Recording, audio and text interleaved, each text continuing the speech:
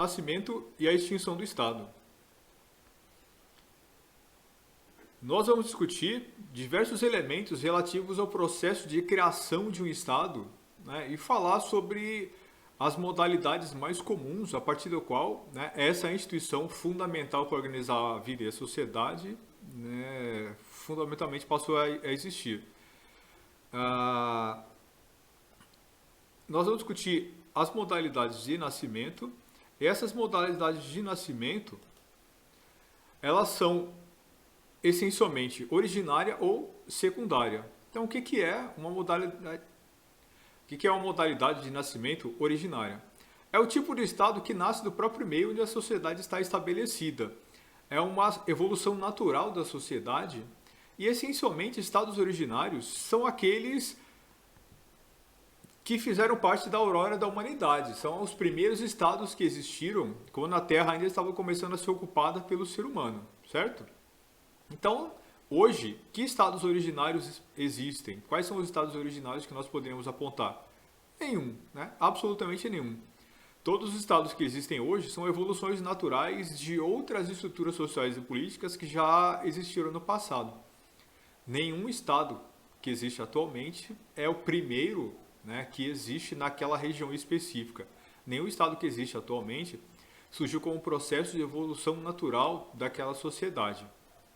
Exemplos de estado, né, originário seriam Roma, o Egito, né, Atenas, alguns daqueles estados da sociedade clássica ou pré-clássica, até a Suméria, né, são estados que passaram a existir numa determinada região e antes deles não havia nenhuma outra estrutura. Não havia nenhuma outra estrutura social ou administrativa, pelo menos.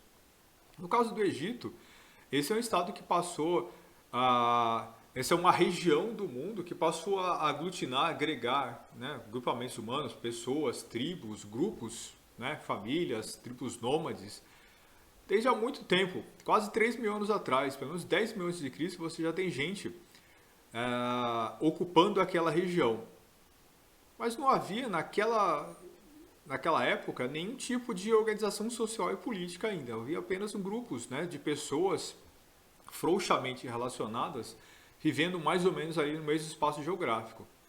Progressivamente, paulatinamente, aquelas sociedades começaram a se tornar mais complexas, aqueles grupos começaram a se organizar, a cooperar cada vez mais, e passou a ser necessário, a partir de determinado momento, né, uma institucionalização maior para construir mais coisas. Então, aquele contexto de seca, né, imenso ali do deserto onde o Egito está, ele era minorado, esse contexto de seca ele era minorado pela cheia do Nilo. Só que para aproveitar a cheia do rio, né, do rio Nilo, era preciso construir, era preciso fazer coisas, era preciso criar canais, era preciso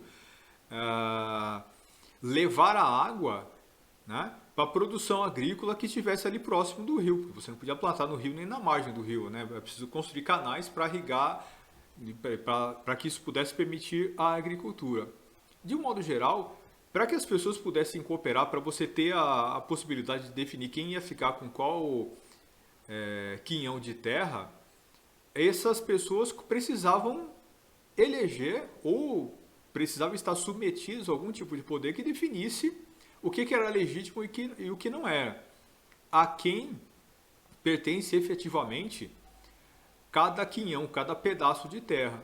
Vejam que não é exatamente aquela situação de contrato social que nós vimos lá em Hobbes, Rousseau e Locke, né? Ou seja, nos autores contratualistas, mas é algo bastante parecido, é uma coisa muito aproximada. Pessoas que vivem numa determinada região passam, né, a estar submetidas pela primeira vez a algum tipo de poder. Obviamente, isso não aconteceu por um contrato social, por um pacto que as pessoas tenham firmado, mas como uma evolução natural. Isso aconteceu ao longo de muito tempo. Diversos poderes locais começaram a surgir, depois foram se aglutinando, tornando-se cada vez maiores, até surgirem os reinos do Alto e do Baixo Egito, e depois esses reinos serem unificados lá na primeira dinastia. Portanto, esse é um processo longo que demorou muito tempo. Ele surgiu por razões práticas, né? Esse Estado egípcio surgiu por razões práticas. Ele era necessário para organizar a propriedade, mas também para organizar a vida, né? Para organizar a dinâmica social, para proteger aquela região de invasões externas, mas fundamentalmente para garantir a produção de comida. Então, eles criaram naquela região uma organização social e política que não havia antes, não havia nenhum tipo de Estado, não havia nenhum tipo de burocracia formalmente estabelecida, constituída, à guisa de poder estatal.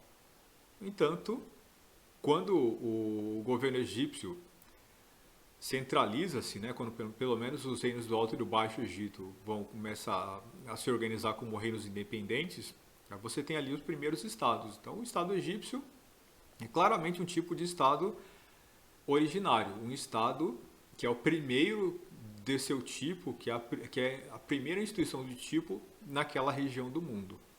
Há outros, né? Roma, cidades-estado gregas, né? Embora isso seja polêmico também, porque já haviam certos grupamentos humanos ali, é difícil dizer que, com certeza absoluta, né? Todas as cidades-estado da Grécia foram cidades ou estados que surgiram originalmente ali. Nem todas, mas com certeza várias delas foram. Atenas é um caso que nós poderíamos considerar, embora não sem alguma polêmica. Então, estados originários são aqueles estados primitivos ou primordiais, né, no sentido de que são os primeiros estados a existir naquela região do mundo. Como eu já falei, não existe nenhum estado originário hoje no planeta Terra. Né? Todos os estados originários já deixaram de existir há muito tempo. E a partir de então, todos os estados que surgiram no mundo passaram a ser criados a partir do modo que nós chamamos de secundário. Ou seja, esse estado secundário nasce a partir da divisão ou da união de estados. Um estado que já existia anteriormente vai ser dividido ou vai ser unificado sob várias formas possíveis. Ok? Na sequência, nós vamos discutir então quais são as características fundamentais dos estados de tipo secundário, que fundamentalmente são todos os estados que existem no mundo hoje. Os estados criados a partir da modalidade secundária, eles são estados gerados a partir da união, né? Estados que se unem, estados que se fundem ou que são invadidos, né? E acabam sendo forçados a isso, ou que voluntariamente decidem criar algum tipo de união. Os estados de modo secundário também podem ser criados a partir da modalidade de divisão, ou seja, um estado que já existe, ele vai perder parte do seu território e isso vai dar origem a novos estados. Esse estado pode continuar existindo ou não, né? Depois a gente vai ver isso. Então, na modalidade de divisão, imagine que um estado pode ser dividido ao meio, né? E cada um desses estados ganha um nome diferente e aquele estado que existia originalmente deixa de existir. Ou uma pequena parcela desse estado pode se separar, né? E aqui nós teríamos um estado que existia originalmente e continua existindo e um pequeno pedaço dele torna-se um novo estado, né? Quase um filhote aqui. E a modalidade derivada, ela demanda algum tipo de ação externa nesse processo de divisão ou de união de estados. Nós vamos esmiuçar agora cada uma dessas possibilidades, cada uma dessas potencialidades, né? Então, o que seria fundamentalmente os estados criados a partir da modalidade de união, né? Há esses dois aí e mais um slide que a gente vai ver mais para frente. A partir dessa modalidade de união, nós teríamos aqui a confederação e a federação, né? Então, para começar. Então, o que seria uma confederação? É um processo de junção, é um agrupamento de estados que tem uma finalidade bastante específica, mas que mantém a soberania desses estados. Então, o que seria isso? Um grupo de estados decide se unir, ou é unido à força, né, dependendo da situação, e essa união tem uma finalidade específica, certo? Então, você cria uma confederação com uma finalidade específica, ela serve para uma finalidade ou um conjunto muito pequeno de finalidades. E os estados que compõem essa confederação, eles continuam existindo. Não apenas continuam existindo nominalmente, mas eles continuam existindo enquanto entidades soberanas. Cada um desses estados ele tem soberania para atuar no contexto externo, né, de forma legítima. Ou seja, exemplos de confederação que nós podemos mencionar existindo hoje são a União Europeia e o Mercosul. Nós temos um grupo de países, no caso aqui do Mercosul, que decidiu se unir para discutir questões aduaneiras, para ter uma tarifa externa comum, para produzir algum tipo de integração econômica, para discutir inserção internacional, para você negociar a produção científica comum, para unificar os sistemas de educação. Por exemplo, o Brasil tem diversos tratados vinculados a ensino com os países do Mercosul. Então, pessoas que fazem faculdades no Brasil ou em qualquer país do Mercosul podem transitar livremente. Você tem aqui, né, o reconhecimento de diploma bastante facilitado. Então, há uma série de vantagens trazidas por esse processo de união de Estados. Mas essa união de Estados é uma união incompleta, porque cada um dos países que criou esse grupo, eles permanecem existindo como uma entidade soberana. O Brasil, a Argentina, o Uruguai e o Paraguai, né, continuam países soberanos e independentes. Depois você vai ter aí, né, a Bolívia com algum grau de associação, né, Venezuela. Mas o fato é, os 4 países originários, que são os que se integraram mais fortemente, eles possuem, né, absoluta soberania. O Brasil negocia no cenário internacional, o Paraguai negocia no cenário internacional sem precisar consultar ninguém, e não há nenhum poder supranacional, ou seja, um poder que esteja acima desses países e que possa submetê-los de alguma forma. O Mercosul é uma associação de iguais e ele não criou nenhuma instituição que submeta esses países de forma vinculativa. Ou seja, não há nenhuma norma que, se for descumprida, ela será forçada, o cumprimento dela será forçado por uma entidade superior e que tenha ela mesma a soberania. No caso do Mercosul, não existe isso. Se o Brasil descumpre uma das regras do tratado, né, do acordo que formou o Mercosul, né, ele depende dos outros países decidirem ou não aplicar punições. Mas não há nenhuma instituição soberana ou supranacional que tenha poder, capacidade ou legitimidade para fazer isso. Portanto, o Mercosul é uma espécie de confederação, que é uma associação entre iguais, ou é uma associação de entidades soberanas. Poderia haver uma situação que alguma delas se destacasse ou que alguma delas tivesse forçado essa união. Aqui não é o caso. Mas o ponto é, em qualquer condição em que há uma confederação, não há um poder soberano que submeta a tudo o resto, e os Estados-membros, eles permanecem soberanos e independentes. Eles continuam tendo a possibilidade de fazer, de enviar embaixadas, né, mundo afora. Ou seja, eles continuam entidades de direito. Eles continuam, cada um deles, tendo o seu próprio direito nacional, as suas constituições. Eles são absolutamente autônomos e independentes. No caso da União Europeia, eles avançaram um pouco mais no processo de integração, mas essencialmente eles permanecem entidades soberanas. Cada um dos países que faz parte da União Europeia são países que ainda mantêm a sua soberania. Cada um deles tem o seu próprio exército nacional, tem os seus símbolos nacionais, tem as suas embaixadas, né, espalhadas aí mundo afora, portanto são entidades soberanas.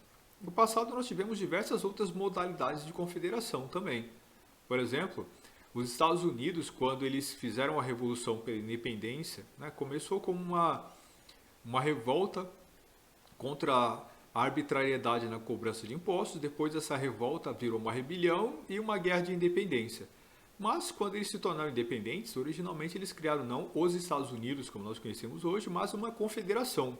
E aquela confederação, ela não tinha poder soberano, ela não era uma entidade efetivamente nacional, não era uma entidade soberana. Portanto, a primeira confederação norte-americana, ela não tinha direito de cobrar impostos, ela não tinha autonomia para gerir os negócios internos de cada um dos seus estados-membros. Portanto, era uma confederação. A soberania pertencia aos estados que a compunham. No passado, nós tivemos também diversos outros exemplos de confederações, né? Era muito comum que a finalidade dessas confederações fosse religiosa. No caso dos Estados Unidos, a finalidade da confederação era produzir a Guerra da Independência, mas eles não queriam com aquela confederação criar nenhum governo nacional, nem criar um governo que submetesse os estados. Portanto, ao final da Guerra da Independência Americana, o objetivo daquela confederação, no fundo, já tinha passado, que era, né, organizar o esforço de guerra. Não mais do que isso, portanto, ela era uma confederação muito frouxa, ela tinha uma finalidade que era uma finalidade bem específica. No caso da Liga de Delos, da Liga de Delfos, por exemplo, né, que são outras confederações que existiam lá na Grécia Antiga, em geral, essas associações entre estados independentes, né, entre cidades e estados da Grécia, elas tinham como objetivo proteger templos.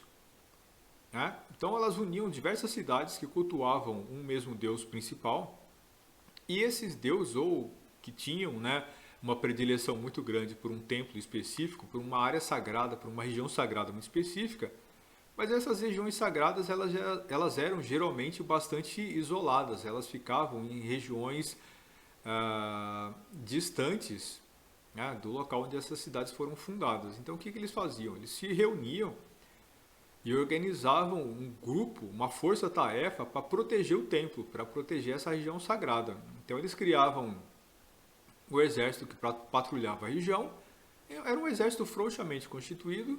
No fundo, ela era uma aliança política entre cidades que se comprometiam a proteger o templo se fosse necessário. Ao longo do tempo, essa aliança acabou servindo também para que essas cidades elas se protegessem umas às outras em caso de guerra e em caso de ameaça externa. Portanto, a Liga de Delos e a Liga de Delfos, elas acabaram se tornando alianças militares com o objetivo de proteger os estados que delas faziam parte. Isso significa que essa tornou-se, no final das contas, o seu objetivo específico, ou o seu objetivo principal. Então veja que a função, né, dessas ligas, que eram confederações, não era criar um novo governo. Era simplesmente uma associação que tinha inicialmente como objetivo proteger os templos, né, cuidar dos templos, arrecadar de recursos para melhorar, fazer melhorias, fazer ampliações nos templos, né, para fazer oferendas aos deuses. E depois, ao longo do tempo, essas alianças acabaram se tornando alianças militares com o objetivo de proteger e defender as cidades que faziam parte dessa associação. Então, era uma aliança religiosa, que com o tempo virou uma aliança militar, mas ela não tinha como objetivo, essas alianças, essas ligas não tinham como objetivo eliminar a soberania dos Estados-membros, certo? Ao longo do tempo, você tem alianças, por exemplo, na Europa medieval, que reuniam cidades mercantis, como a Liga Hanseática, por exemplo, né? Uma liga de cidades autônomas e independentes, semi-independentes, né? Porque elas faziam parte do Sacro Império Romano Germânico, mas era uma liga de cidades que tinham bastante autonomia, né? No contexto que a soberania ainda não era uma soberania nacional, mas a gente vai discutir isso depois. Elas tinham bastante autonomia. Essa liga reunia cidades, não só do Sacro Império Romano Germânico, mas cidades ali da região norte da Europa. E o objetivo era favorecer as regras de comércio, né? Então você tinha ali um grupo de cidades mercantis, essencialmente um grupo de cidades que era uma associação comercial. O objetivo, obviamente, era comercial e não acabar com a soberania, não criar um governo próprio. Portanto, era uma confederação, né? Era uma associação frouxa entre poderes independentes, certo? O outro tipo de modalidade de união é a federação. No caso da federação, nós temos aqui uma união nacional, né, que é restrita. Essa união, ela constitui uma única pessoa jurídica para efeito externo e interno. E o que significa isso? Significa que a federação cria um Estado soberano. Então, na federação, nós temos uma ordem local, ela pode até possuir entidades subalternas a ela, mas essas entidades subalternas não são entidades soberanas. Um exemplo disso é o próprio governo brasileiro, né? Nós temos aqui uma federação. A Federação Brasileira possui 3 entes federativos, né? União, Estados e Municípios, mais o Distrito Federal, mas ele contaria aqui como um estado, né? É só uma excrescência. Mas o único desses entes federativos que tem efetiva soberania é a União, né? O governo federal, é o Estado federativo, o Estado federal brasileiro. Os estados ou as províncias, né, e os municípios brasileiros não são soberanos. Eles não têm, por exemplo, autoridade para firmar tratados e acordos internacionais que sejam vinculativos. Eles não têm a possibilidade de enviar embaixadas, né, para o mundo exterior. Eles não podem criar exércitos próprios. Né? Eles têm símbolos, mas são símbolos subnacionais e não símbolos nacionais. Ok? As confederações, portanto, elas associam, né, entidades estatais sem eliminar a soberania dessas entidades estatais. Elas são uma entidade do cenário internacional, mas que não elimina a soberania dos estados que dela fazem parte. No caso da federação, ela vai unir colônias ou províncias, né, ou estados que já existiam antes e criar uma entidade própria de direito próprio, certo? No caso do Estado brasileiro, por exemplo,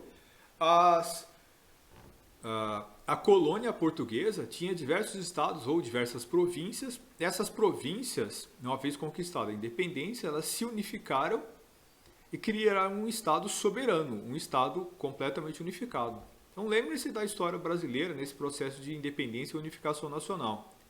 Os estados eles tinham pouca integração entre si, havia pouca integração de comércio, inclusive entre estradas, né, até final do século XIX, quase começo do século XX, aqui era difícil pra caramba você sair de São Paulo e ir para Minas Gerais, por exemplo. Né? Coisa do...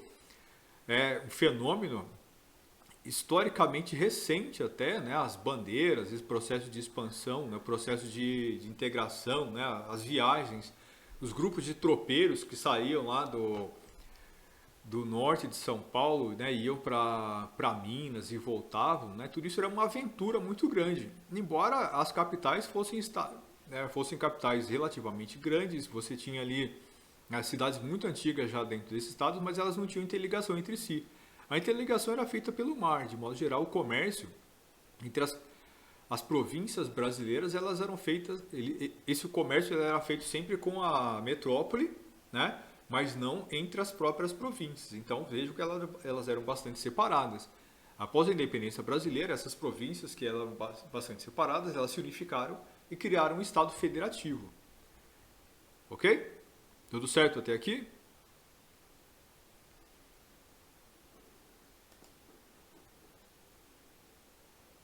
Então, federação inclui uma única soberania, confederação, uma união de estados, onde a soberania é mantida pelos Estados-membros.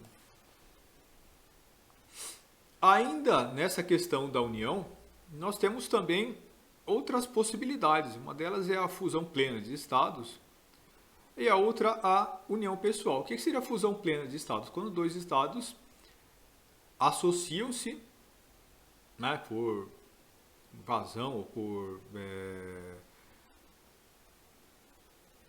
sei lá, uma questão dinástica, por exemplo, né? Um monarca herda duas coroas, né? Que era uma coisa bastante comum no contexto europeu, e essas duas coroas, ou seja, esses dois governos de reinos independentes, né? Separados, eles se fundem, certo? Eles tornam-se uma coisa só. Uma segunda situação possível é aquela da união pessoal, quando dois ou mais estados soberanos, sob o mesmo monarca, fazem parte de um governo, né, fazem parte de uma entidade real ali, porém, cada uma dessas unidades permanece uma unidade nacional. Elas permanecem independentes, elas têm identidade própria. Exemplos disso seriam o Império Austro-Húngaro. Ele tinha ali o Reino da Áustria, o Reino da Hungria e outras colônias, né? e outras partes do Império, que eram submetidas à Áustria e à Hungria. Mas o Reino da Áustria e o Reino da Hungria, eles existiam como entidade própria. Eles tinham um idioma próprio, eles eram coisas separadas, eles eram geridos de forma separada, embora houvesse algum nível de integração. Por exemplo, havia um único exército nacional, né, quando uma guerra era combatida, ela era combatida em nome da entidade imperial, mas o governo era da Áustria e da Hungria, certo? Por exemplo, a Espanha, durante o período em que Castela e Aragão, né, estavam se unindo para compor esse reino da Espanha, eles eram entidades políticas separadas. Mas isso é uma situação que acaba sendo, em geral, temporária, porque ou esses estados acabam se separando e a entidade nacional se destrói, como foi o caso do Império Austro-Húngaro, né? Hoje você tem lá a Áustria e a Hungria como estados separados, ou essas entidades estatais, né? Essas entidades de soberania, como era o Reino de Castela e o Reino de Aragão, que acabaram se unindo, né? Após o casamento dos reis de Castela e de Aragão, eles acabam se unindo efetivamente e essa união acaba virando uma união real, ou seja, uma fusão plena de estados. Portanto, no caso de Castela e Aragão, eles viraram Espanha, certo? Então, aquilo que era provisoriamente uma união pessoal, né? Os reis de Castela e Aragão criaram um reino, mas esses reinos eram dois, né? Separados. Esses reinos acabaram se aproximando tanto que eles se fundiram e criaram uma única entidade nacional, uma única entidade de soberania e uma única fonte de direito. Ao longo do tempo, esses reinos separados que existiam sob um governo só se fundiram completamente e a partir daqui eles criaram uma união real. Portanto, tanto o Império Austro-Húngaro quanto os reinos de Castela e Aragão, né, quando estavam sob uma única regência, uma única coroa, eles eram reinos separados. No caso do Império Austro-Húngaro, eles acabaram se separando. No caso do Castela e Aragão, eles acabaram se fundindo e criaram uma união real ou uma fusão plena de estados. Ok? Então vocês viram aqui várias situações em que esses estados que já existiam criaram uma associação livre e frouxa, no caso de uma confederação, criaram uma união plena de vários estados diferentes, imediatamente criando uma única entidade nacional, que foi o caso da criação de um estado federativo, né, no caso do estado brasileiro, e depois também o caso do estado americano, que virou posteriormente uma federação. Pode haver, especialmente aqui no caso dos reinos, né, das monarquias, né, estados que estejam submetidos a uma mesma coroa, que acabem se fundindo plenamente, ou que eles existam como uma união pessoal frouxa, né, mantendo autonomia, seria uma espécie de confederação, mas progressivamente a tendência é que isso acabe se implodindo, né, e essa união se separe, ou que ela acabe se fundindo, virando uma união real, certo? A segunda forma, né, de criação de estados, que não são mais os originários, né, são estados na modalidade secundária, portanto, a segunda modalidade de criação de estados secundários após a união é, obviamente, aqui a divisão. Esses estados, né, surgidos a partir da divisão, eles podem ser criados na modalidade de divisão nacional ou sucessorial. O que seria a divisão nacional? Você tem aqui a desintegração de estado, a desintegração de um estado em partes autônomas, ou a separação de uma parte que virá a se tornar uma parte autônoma. Foi o que eu já tinha falado lá no comecinho. Ou seja, você imagina se um processo separatista que existe dentro do Brasil decide tornar Sergipe um estado independente. Então você teria aqui, né, a criação de Sergipe como uma nova entidade soberana, completamente separada do Brasil, mas o Brasil continua existindo e essa pequena parte do Brasil que é Sergipe vira um novo estado. Seria um modelo de divisão nacional em que apenas uma pequena parte se separa. Ou é possível que um estado que existia antes, ele perca o seu cimento, o elemento de união das suas diversas partes, e essas partes acabam se separando completamente e o estado original, né, deixa de existir, dando origem a diversos estados diferentes. Quais seriam exemplos disso? Você se lembra da Iugoslávia, né? Teve a guerra civil. Isso seria um modelo de divisão nacional em que o Estado deixa completamente de existir e cada uma das suas partes torna-se um novo Estado independente. Né? Você tem lá uma situação em que a Croácia, a Eslovênia, a Sérvia, a Montenegro, a Bósnia e Herzegovina, todas essas partes, elas se separam, né, numa sangrenta guerra civil, né, em que a Sérvia tentou manter a Iugoslávia, mas os outros estados não queriam continuar fazendo parte daquela união, que para eles era uma união artificial. Então a Iugoslávia deixou de existir. Não existe mais hoje um país chamado Iugoslávia.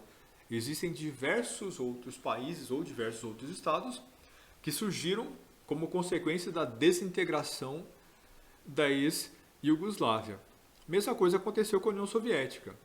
Né? Era um estado que no final dos anos 80 deixou de existir. Você tem ali naquele momento histórico a desintegração daquela entidade nacional e soberana e cada uma das suas partes virou um novo Estado soberano e independente. Ok? Essa divisão pode ser uma divisão que não necessariamente seja equânime. Né? Por exemplo, a Etiópia, né, passou por um processo de separação bastante traumático recentemente, que uma parcela muito grande do seu território virou um Estado independente, ou seja, não precisa ser um pedaço pequeno, como eu falei, né, imagina se um Estado brasileiro decide se separar, então seria apenas uma pequena parte do Estado, mas não. Às vezes pode acontecer de você ter esse Estado rachado quase que em dois, mas um deles mantém o nome original e o outro vira uma coisa separada. Isso aconteceu com o Sudão. Né? Então, uma parcela muito grande do Sudão se separou, virou um novo Estado. E uma outra parte grande, uma outra parte bastante significativa territorialmente, continuou mantendo o nome do Sudão. É possível também que um Estado se separe em dois e aquele Estado que existiu originalmente deixe de existir, dando origem a dois novos outros Estados nacionais. Foi o que aconteceu com a antiga Tchecoslováquia. Né? Existia antigamente na Europa um Estado que era a união da República Tcheca e da Eslováquia, né? Chamado Tchecoslováquia. Eles se separaram, mais ou menos metade do Estado ficou de cada lado. Então hoje nós temos a República Tcheca e a Eslováquia. O Estado deixou de existir, dois novos Estados foram criados, significando mais ou menos a metade cada um, né, do território estatal original. Ok? Um Estado pode surgir também como fruto de uma divisão nacional por uma questão sucessorial.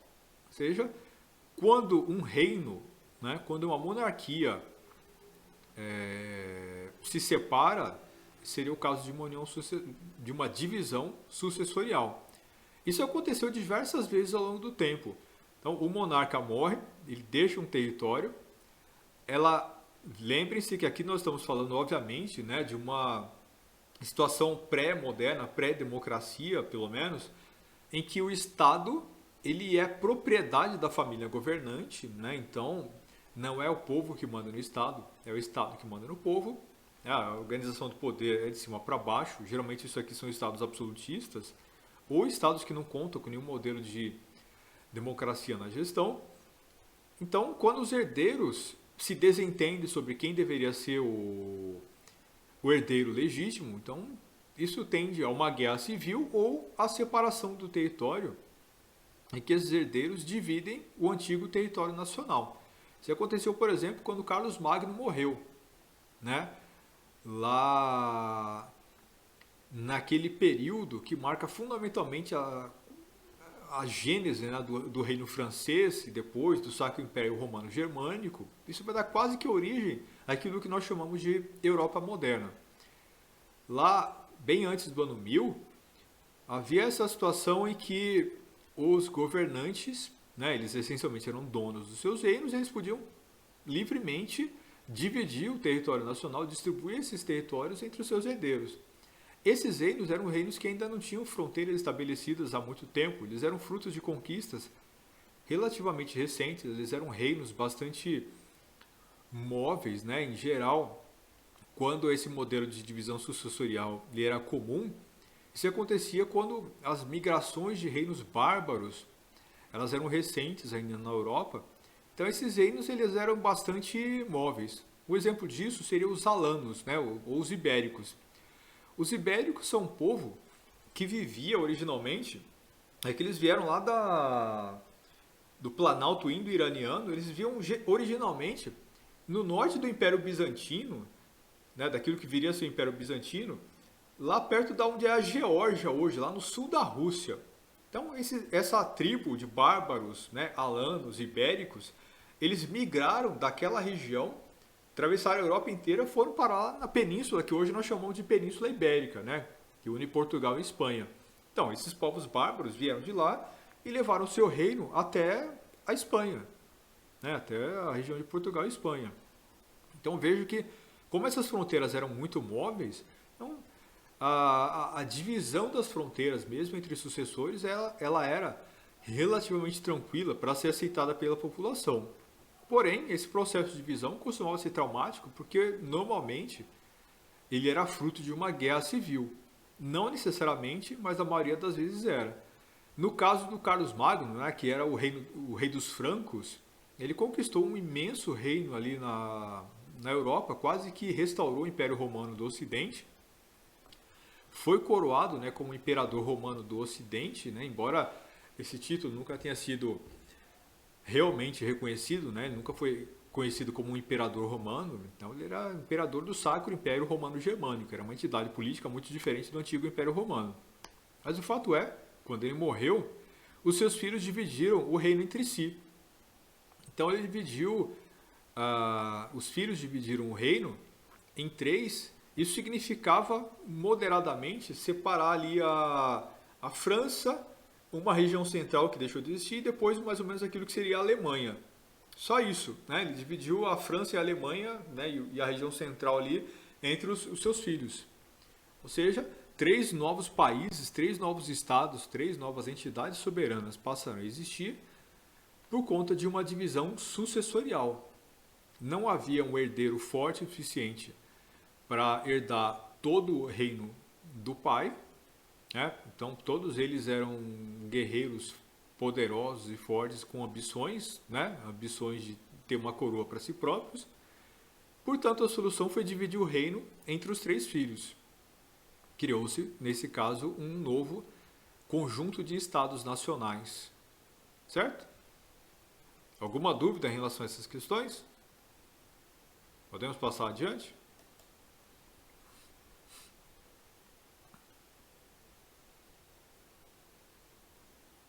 Alguma dúvida ou podemos passar adiante? Tudo certo? Então vamos lá. Nessa modalidade de divisão, existe também aquilo que nós chamaríamos de o Estado surgido a partir de uma divisão derivada, ou um modelo derivado de divisão. O que seria isso? Essencialmente uma divisão nacional oriunda de um movimento externo.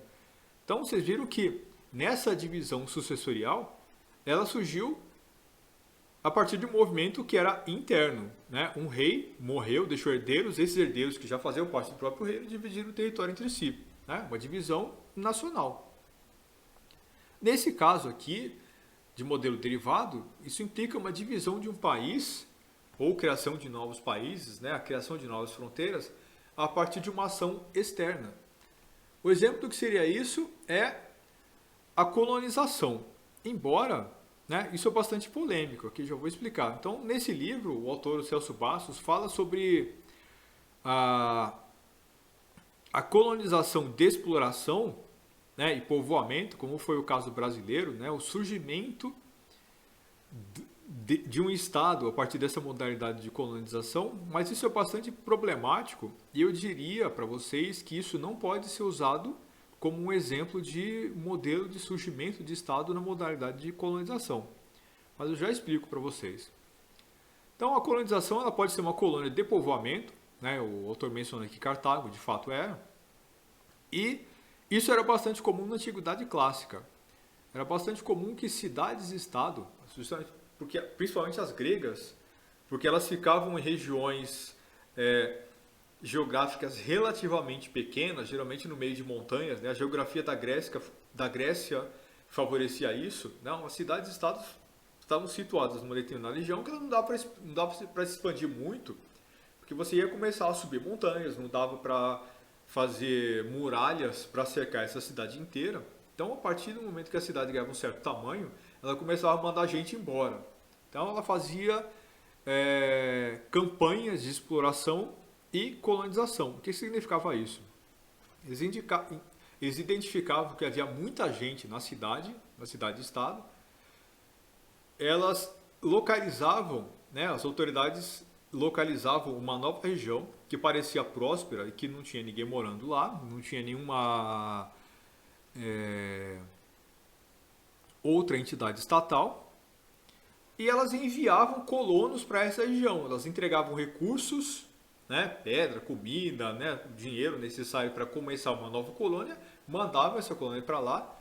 Essa colônia tinha algum nível de interação, né, algum nível de integração com a matriz, né, com a cidade-mãe, mas elas eram entidades autônomas e independentes.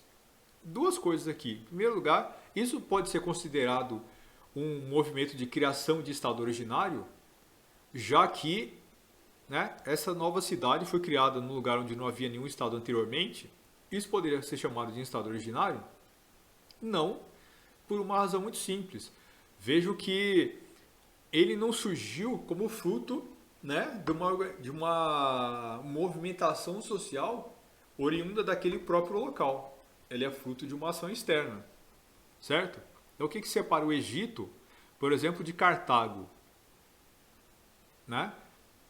Cartago foi uma cidade fundada, foi implantada num determinado lugar. Não havia nada lá antes, uma cidade que existia longe foi lá, tomou conta daquela região, criou ali um estado.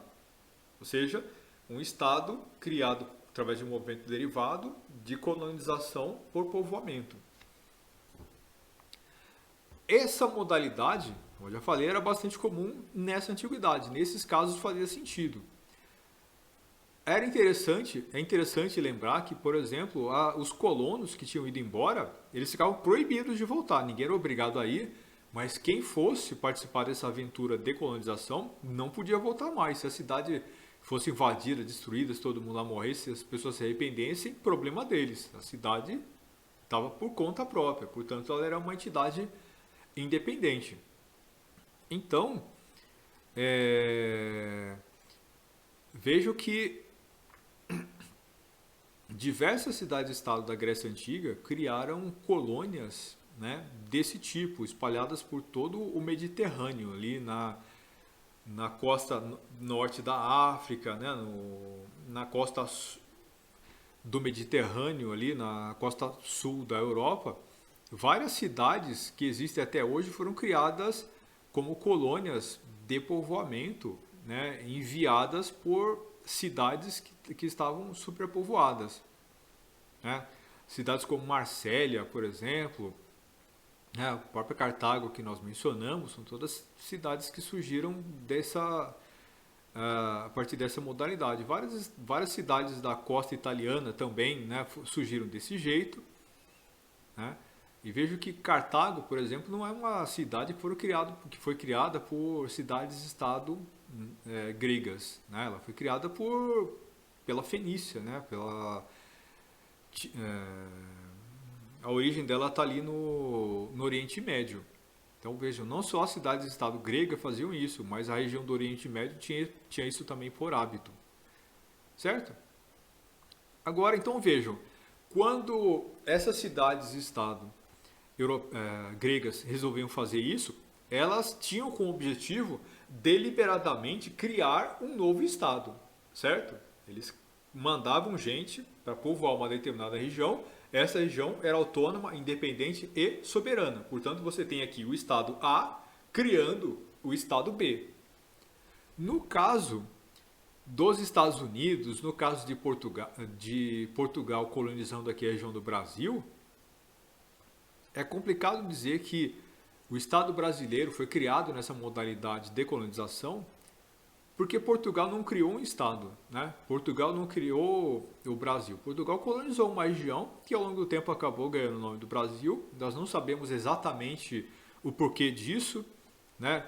Pode ser que o nome do Brasil tenha tido origem numa ilha mitológica que era conhecida, né, que era famosa desde a antiguidade clássica, que é uma ilha chamada Ai Brasil, né, ou a Ilha do Brasil, que era uma espécie de paraíso na Terra, né?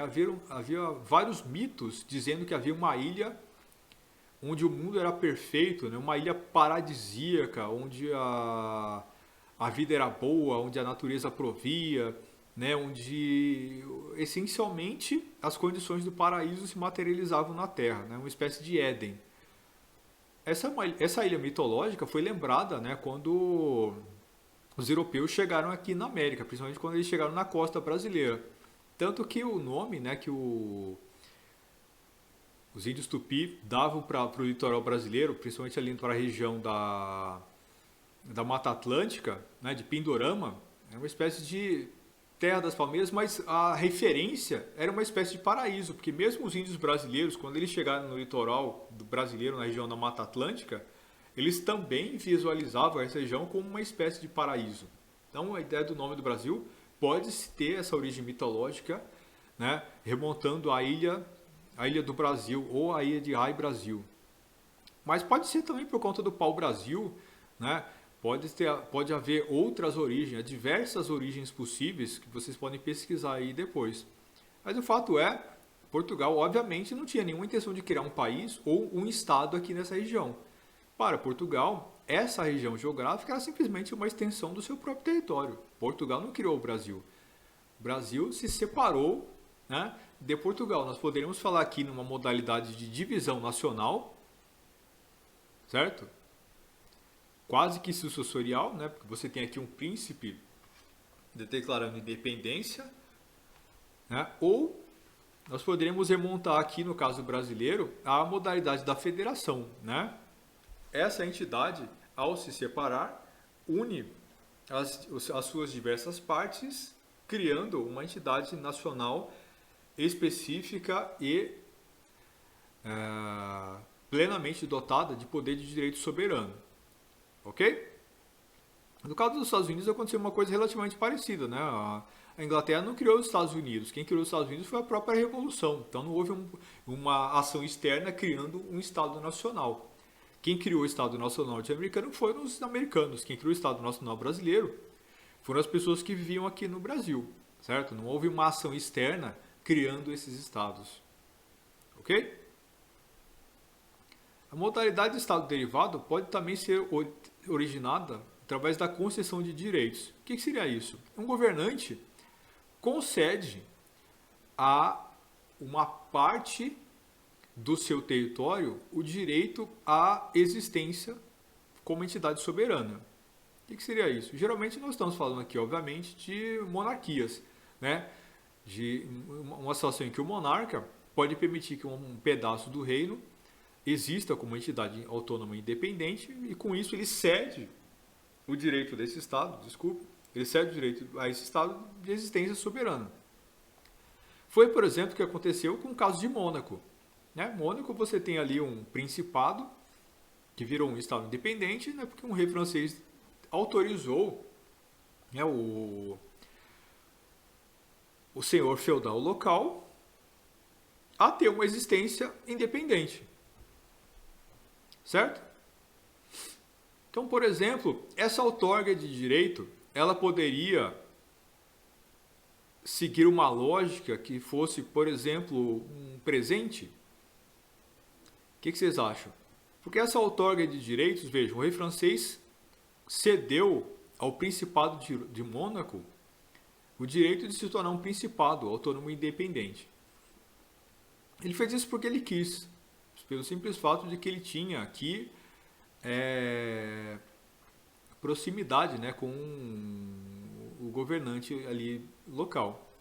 Mas ele precisou pedir autorização para alguém, para alguma Assembleia Nacional? Absolutamente não. Ele teve que seguir algum critério específico de legitimidade?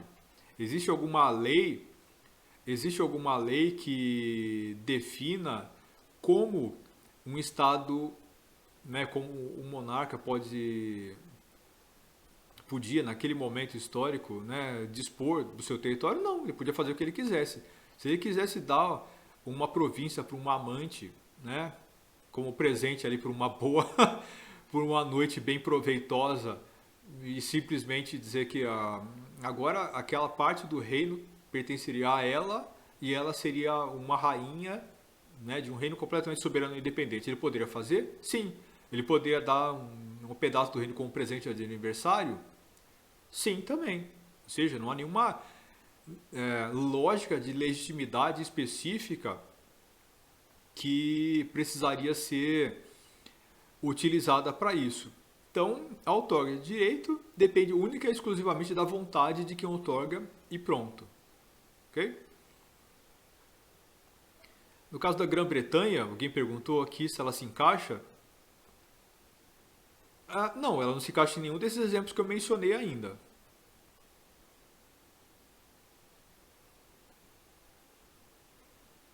Ok?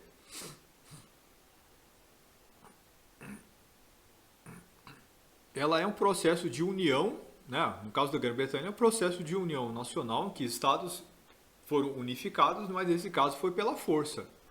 Ok? E alguém perguntou se no caso do... Por que o Brasil seria derivado por colonização e não ação de governo estrangeiro?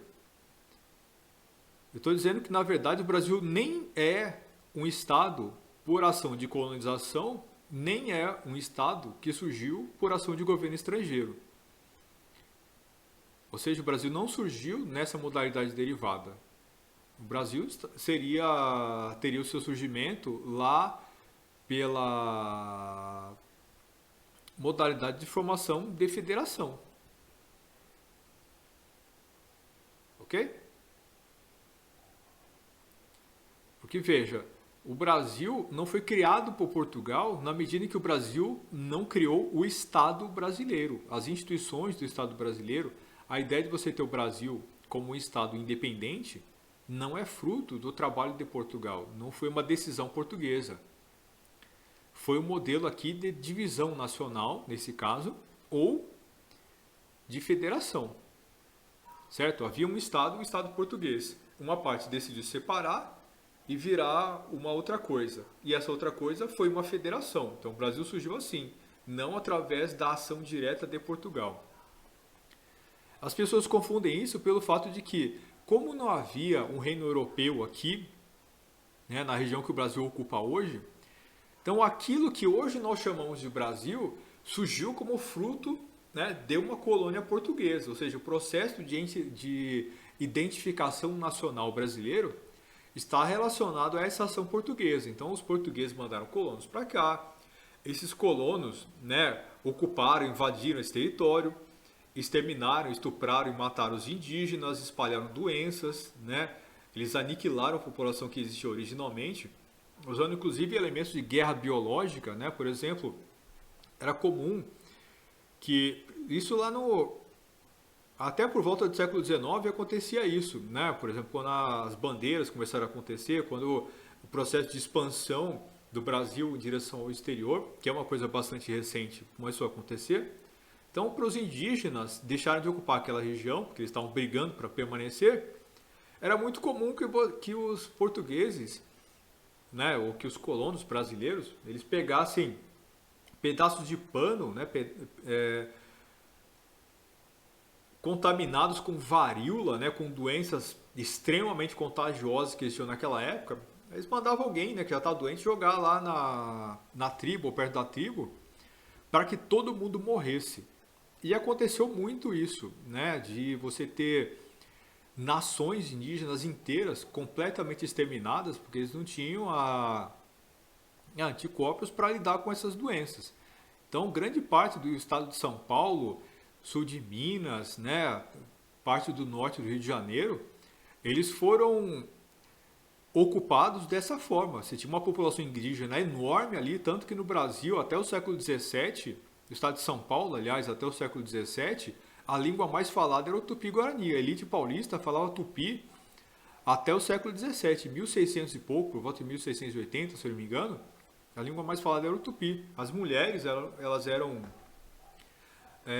educadas na língua tupi, né? Havia diversas obras escritas na língua tupi, tudo isso depois foi destruído, né, por conta desse processo de criação de identidade nacional. Então o nacionalismo brasileiro varreu para debaixo do tapete tudo isso. Mas essencialmente a população indígena precisou ser exterminada para criar depois uma identidade nacional brasileira. Não só a guerra biológica, mas acontecia muito, por exemplo, aconteceu no caso do interior de São Paulo, situações em que, para servir de exemplo, né, colonos amarravam índia com a perna para cima, né, em árvores, certo? E ela ficava pendurada, eles pegavam um machado e partiam ela no meio, né, a partir da vagina para baixo, até a boca, até abrir a cabeça dela.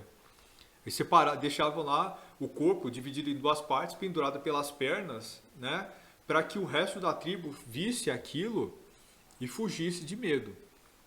Isso foi uma parte importante do processo de formação nacional brasileira. Então, o que aconteceu aqui? Você tem esse processo de identidade nacional sendo formado ao longo do tempo, mas isso não foi criado pelo Estado português, foi criado pelas próprias pessoas que estavam aqui. Portugal nunca desejou criar um Estado brasileiro. Portugal simplesmente criou uma colônia, né? E essa colônia para Portugal era parte do seu território.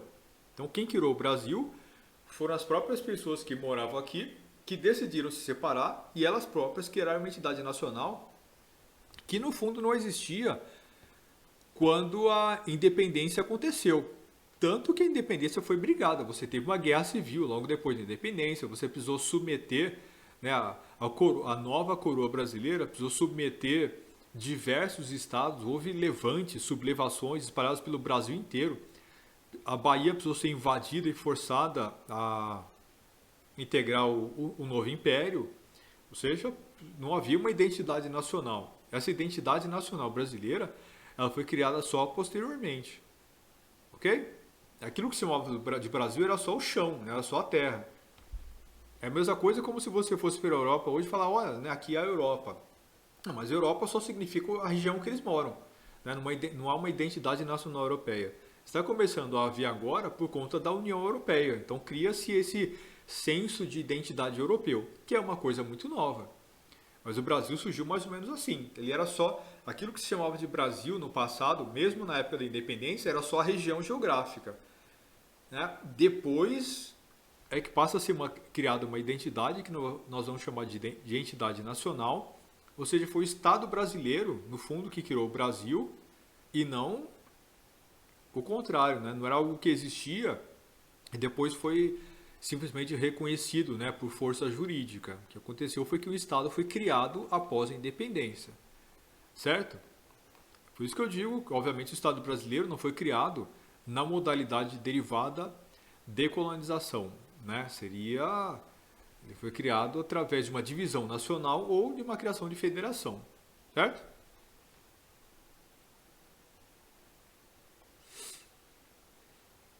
Os estados podem ser criados também nessa modalidade derivada a partir de uma lógica que é a lógica da ação de um governo estrangeiro, mas não envolvendo diretamente seu próprio território. Certo? Então, que seria o terceiro e último tópico que está aí no slide para vocês. Então, o que seria isso? Então, pensem nos reinos napoleônicos. Pensem nos seus conhecimentos de história, né? Das suas aulas de história do ensino médio. Quando Napoleão ocupa a Europa inteira, né? Então a França ocupa grande parte do continente europeu. Eles criam lá um bloqueio continental, né, para impedir que a Inglaterra receba e envie, né, auxílio à Europa. E essa invasão francesa na Europa criou a necessidade de você estabelecer novas fontes, novos centros de poder. Portanto, havia o poder central francês, mas a extensão territorial era tão grande. Veja que Napoleão tentou invadir até a Rússia, Moscou, né? Então ele saiu lá da França de um lado, foi até a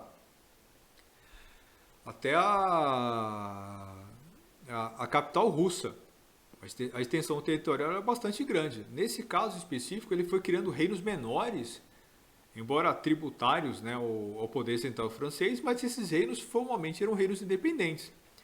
Então aconteceu de distribuir, por exemplo, reinos entre cunhados, parentes, né? Então o irmão dele ganhou um reino de presente, a França, a Itália, né, tornou-se um reino que ele distribuiu, né, para amigos e conhecidos ali, ou seja, ele criou diversos reinos novos porque ele quis, né, e esses reinos novos não foram surgidos da divisão francesa, mas através da conquista de novos territórios. Então ele agiu externamente, conquistou novos territórios e através dessa ação criou novos reinos. Ou seja, criou novos estados sem separar o seu próprio estado original. E esses novos estados foram criados através da ação externa, né, por um governo estrangeiro. Certo? Um caso parecido e mais recente é, por exemplo, a criação do Estado de Israel. Né? Com o fim da Segunda Guerra Mundial, potências europeias decidem pela criação de um Estado israelense, eles rabiscam no chão, né, o que seriam as fronteiras desse Estado, obviamente sem combinar com a população que já ocupava aquela região. Havia um contingente enorme de população árabe ali, aquilo que viria depois chamar de palestinos, né, e as pessoas que ocupavam aquela região estavam ali há muitos séculos. Então o que aconteceu? Eles foram forçados a abandonar suas casas num evento histórico que eles chamam de... Nossa, esqueci agora, se eu não me engano é Nikba, que é a grande tragédia. Né? Então a data da criação de Israel, para os palestinos, é conhecida como a grande tragédia, porque foi o dia que eles perderam a casa, o dia que eles perderam tudo, o dia que eles foram expulsos, né, do local que eles moravam, por conta da criação de um novo Estado, né, por razões históricas, religiosas, milenares, ou seja, não havia ocupação, né, estatal israelense ali há milênios, e ainda assim os europeus decidiram, né, do nada, porque eles ficaram culpados por conta do massacre, né, feito pelos alemães, eles decidiram então criar ali um novo Estado israelense, criar um Estado para os judeus, na região onde hoje é Israel. Então você tem ali governos estrangeiros rabiscando um pedaço do chão e dizendo aqui vai existir um novo Estado. Esse é o típico caso em que o Estado foi criado através da ação de governos estrangeiros.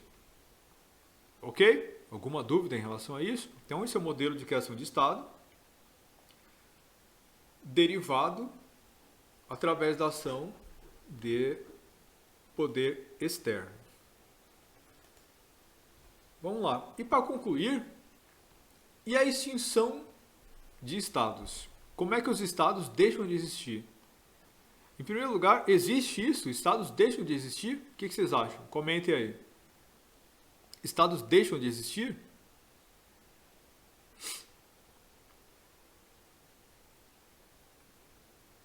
Sim, né?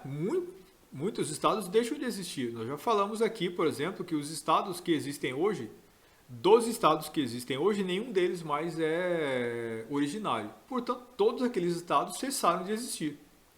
Os estados que existem hoje são outros. Eles surgiram justamente por conta, ou como consequência, muitas vezes, de tudo aquilo que nós já falamos até agora. Por exemplo, no caso da Iugoslávia. Do ponto de vista dos estados novos, eles foram todos criados, certo? Houve uma guerra civil, esses estados foram completamente destruídos ali pela guerra, mas conquistaram sua independência. A Iugoslávia cessou de existir e passou a existir naquela região diversos estados novos. Ou seja, o que aconteceu com a Iugoslávia? Ela foi extinta. Uma guerra civil extinguiu a Iugoslávia. Do ponto de vista da Eslovênia, né, que foi um dos estados que surgiu a partir dessa extinção, aquilo foi, né, uma criação de estado a partir da modalidade de divisão nacional, certo? Criação de estado no modo secundário a partir da divisão nacional. A criação da Eslovênia surgiu assim, mas do ponto de vista da Iugoslávia, que é o estado que já existia antes, o que aconteceu ali foi a sua extinção. A extinção do estado através de uma guerra civil que eliminou todo o seu território, porque nenhuma das partes que existia lá passou a se chamar Iugoslávia. Ok? No caso da Tchecoslováquia, aconteceu a mesma coisa. A separação nacional em dois estados criou dois estados completamente independentes. Nenhum deles chamou-se Tchecoslováquia. Portanto, o que aconteceu foi a extinção da Tchecoslováquia a partir da modalidade de divisão nacional. Mas e o reino de Castela? E o reino de Aragão? Eles existem hoje?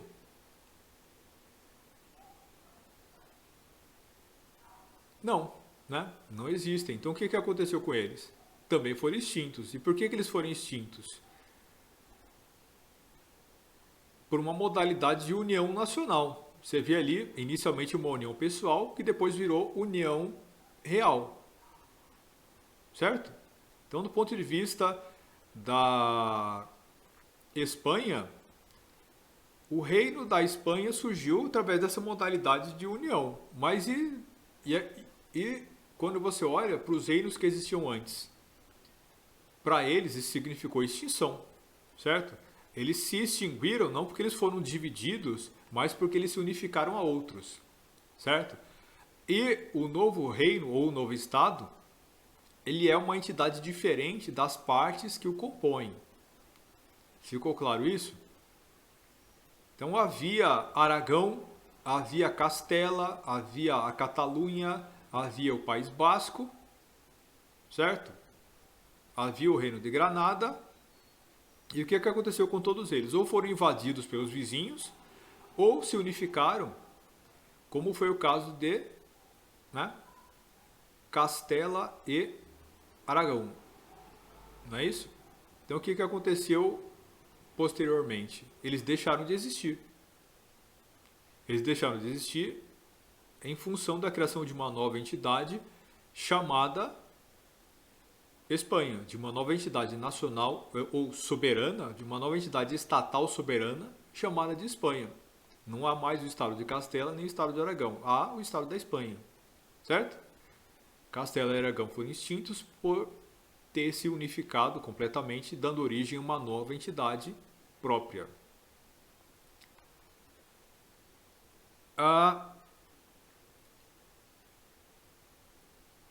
E o que acontece, por exemplo, se uma cidade, estado, né, for invadida, completamente arrasada, destruída, aniquilada, como aconteceu diversas vezes ao longo do tempo, e não haver mais dali nenhuma população que possa chamar aquele estado de seu. O que aconteceu com esse estado?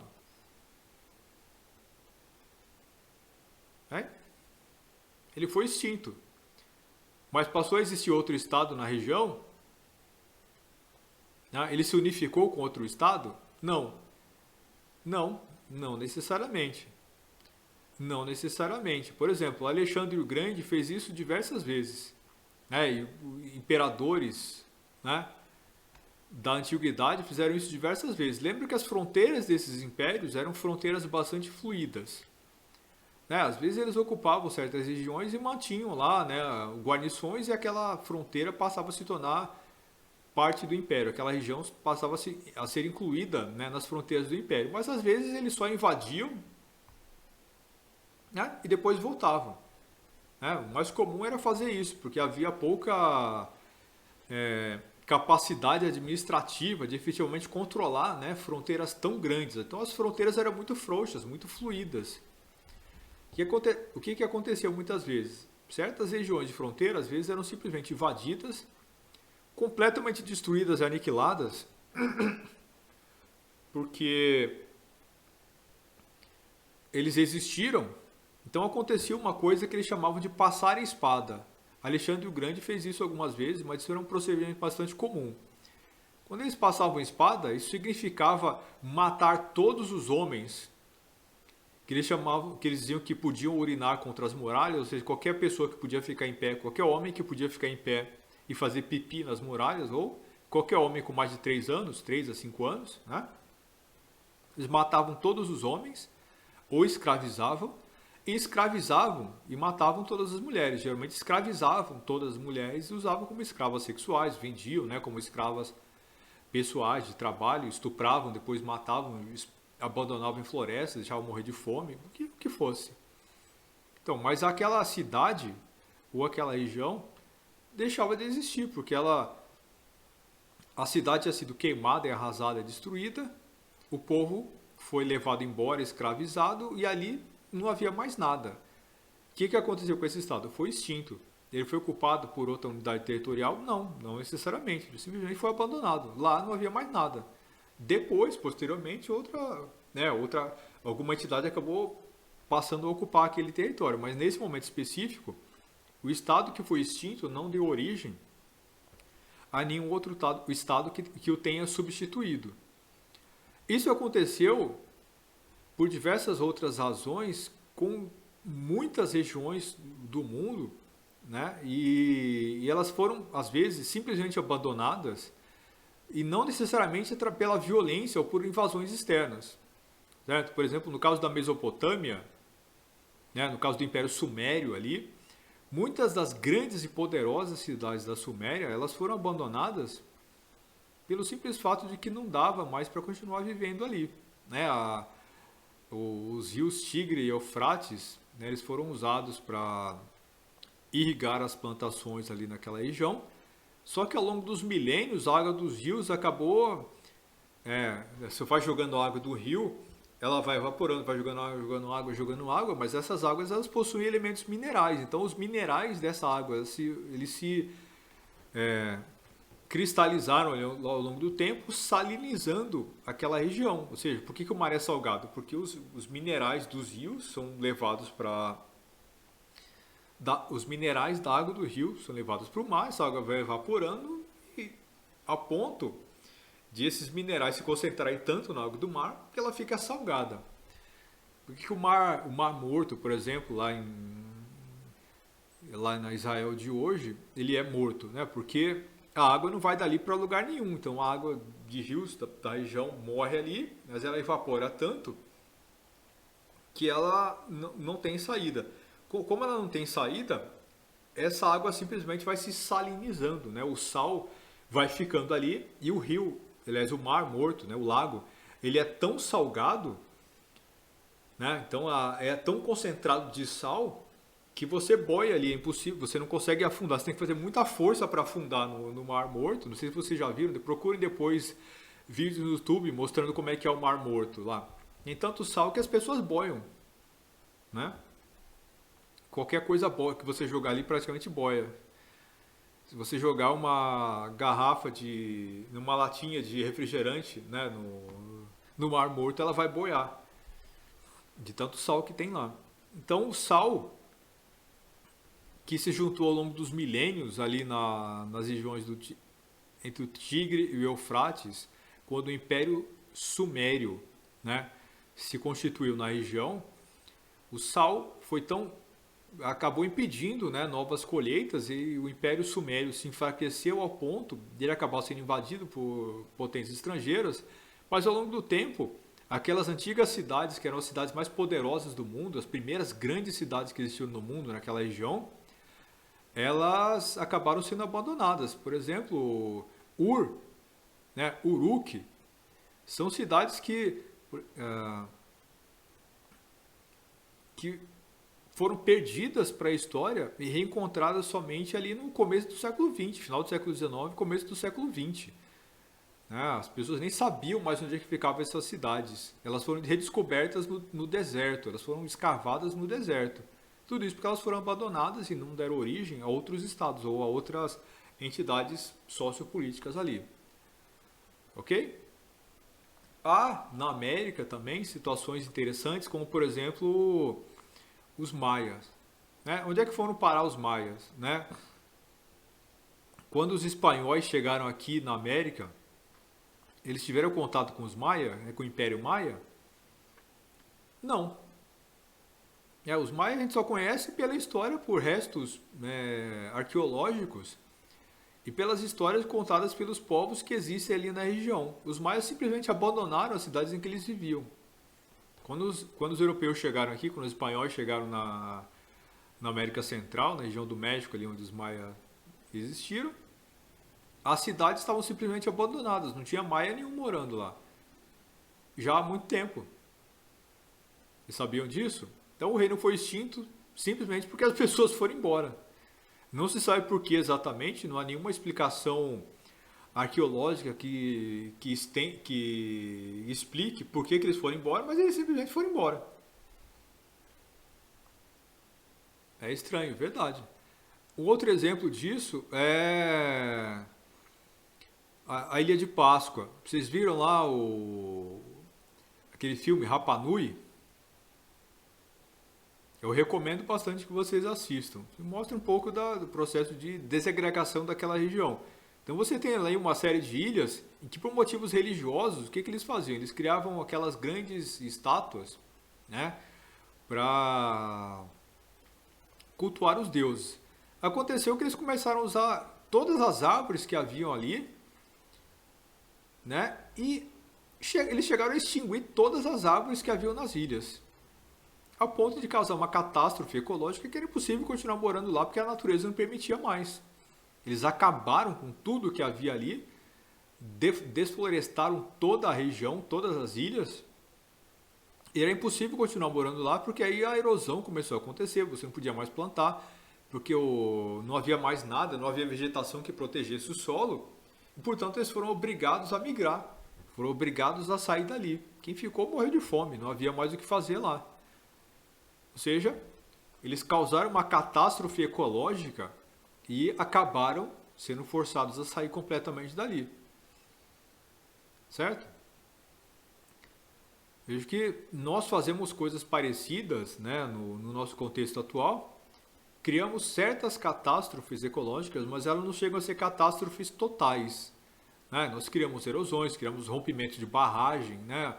Nós criamos desertificação, né, em diversas regiões que nós ocupamos. Grande parte do semiárido nordestino é fruto da atividade humana. Né? Você destruiu completamente ali as florestas que existiam na costa do Nordeste a ponto de você desertificar grandes regiões do Nordeste.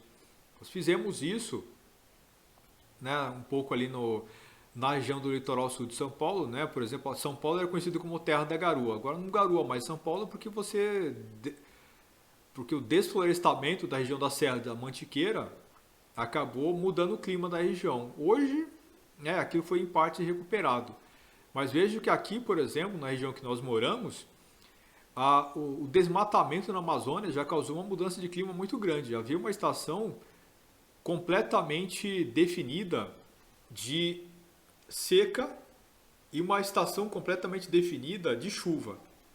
No passado, né, por exemplo, grande parte dos professores da VEC hoje são vindo de fora. Então o pessoal se assustava, né? Eu cheguei aqui em 2011, mas o pessoal que chegou muito antes, o pessoal que chegou 10 anos antes disso, eles relatam que de fato chovia sem parar, né?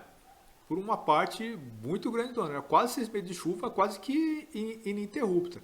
O clima de fato era muito mais fresco e, e ele era bastante diferente. Ele era muito mais úmido, chovia muito mais.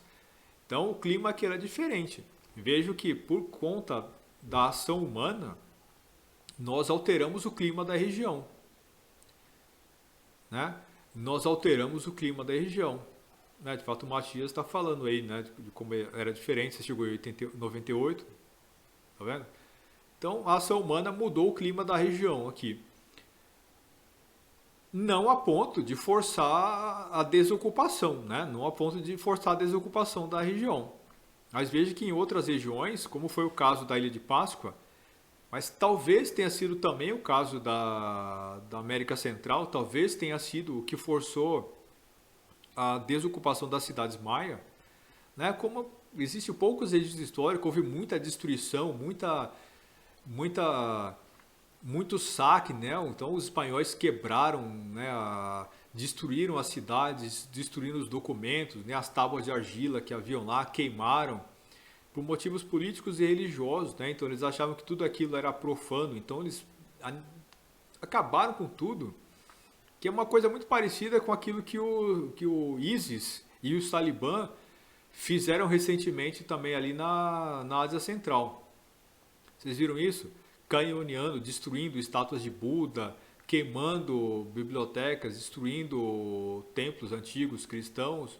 Basicamente a mesma coisa que os cristãos fizeram também quando vieram aqui para a América, né? Apagar a história da região. É uma tragédia atrás da outra. Então vejo que esse processo de criação, divisão de estados, extinção de estados, ele é interessante, ele mostra muito sobre o que é a história da humanidade, né? Sobre como nós passamos a ocupar o território, né, que hoje ocupamos. Mas veja que do nosso ponto de vista estrito aqui da teoria geral do Estado, isso é importante para entender um pouco da natureza do Estado, mas também é importante para entender a natureza do direito dentro desses Estados. Então vejo que criar ou extinguir um Estado significa criar também ou extinguir o direito dentro desse Estado. Significa criar ou extinguir as leis desse Estado. Certo? Então, modernamente, falar em criação ou extinção de Estado significa, natural e necessariamente, falar na criação ou na extinção de uma ordem jurídica. Certo?